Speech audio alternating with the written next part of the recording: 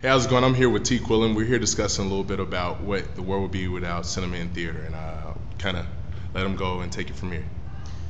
Cool. The question was, what would the world be like without media, right? And in a general sense, I think that the world would fall apart. Um, what I'd start to say was, I think that it used to be that there were two categories of media. There was entertainment media and then there was informational media. And I think that that's been the case for centuries, right? Centuries, pretty much ever since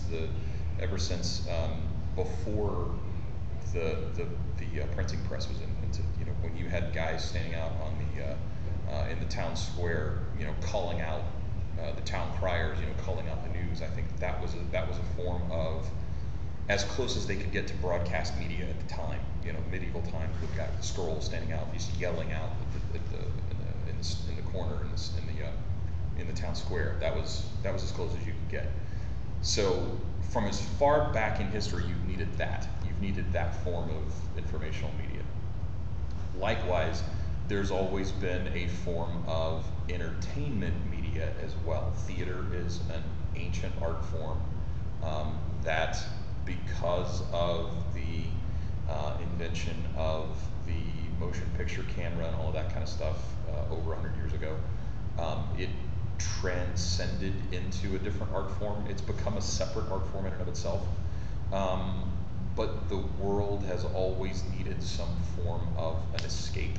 The world has always needed some form of a way to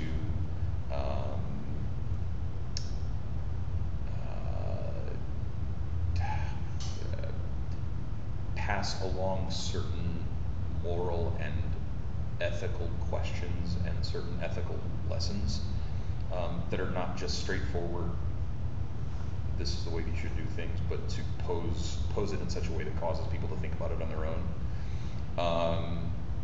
So I think that when I say the world would fall apart, I think that that's literally true. I think that the world as we know it today would literally crumble. Society would literally fall apart. And I think that it would start with individuals. I don't think that we as human beings would know how to handle ourselves. I think that we need that form of escapism the same way that we need the information that's given to us from news media.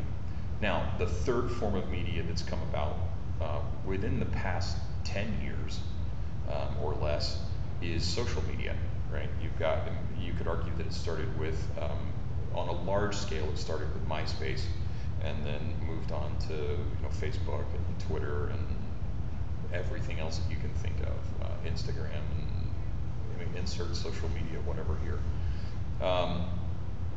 And that now has become, in and of itself, its own way of passing information from individual to individual on a massive scale, right? One person can get a message out to literally millions of people over a very, very short amount of time.